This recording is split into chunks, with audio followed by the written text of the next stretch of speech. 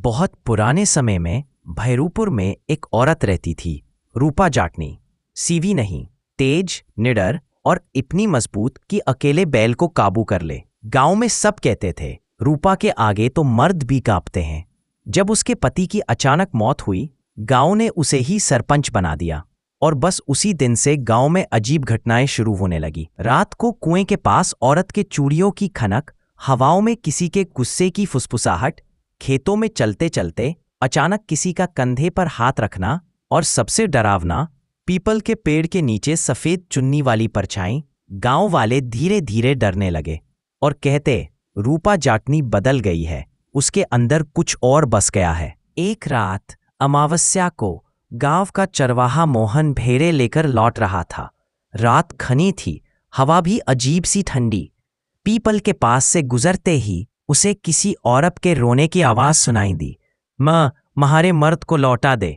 मोहन के हाथ पांव सुन्न उसने देखा, पेड़ के नीचे बैठी वह परछाई रूपा जाटनी जैसी लग रही थी, लेकिन उसका चेहरा इंसान का नहीं था।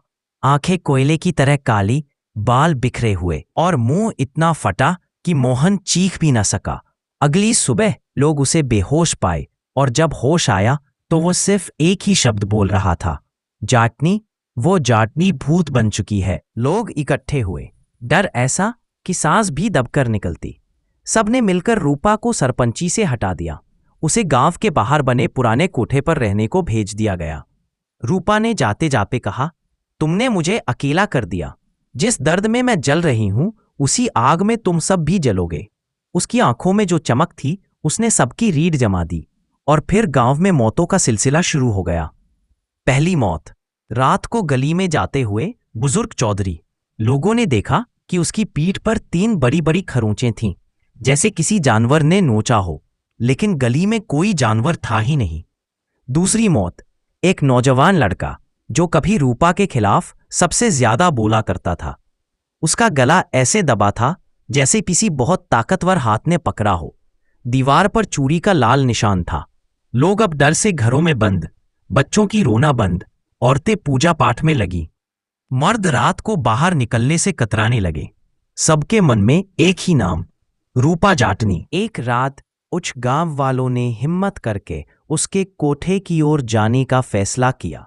दरवाजा खुला था, अंदर लाल लौ जैसे दीपक जल रहे थे। हवा में चंदन और राख की गंध थी और रूपा वहां एक थाली में पानी देख रही थी।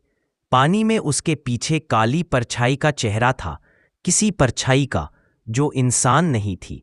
वह बुदबुदा रही थी, जिसने मेरा मर्द छीना वो अब जिंदा नहीं बचेगा। तभी परछाई ने उसकी गर्दन पकड़ ली और उसका शरीर हवा में उठ गया। गांव वालों ने चीख मार दी।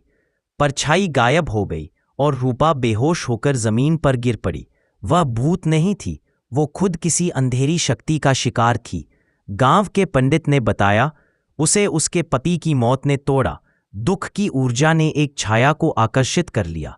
वही छाया हत्या कर रही है, रूपा नहीं। पूरा गांव मिलकर मंत्रोच्चार करने लगा।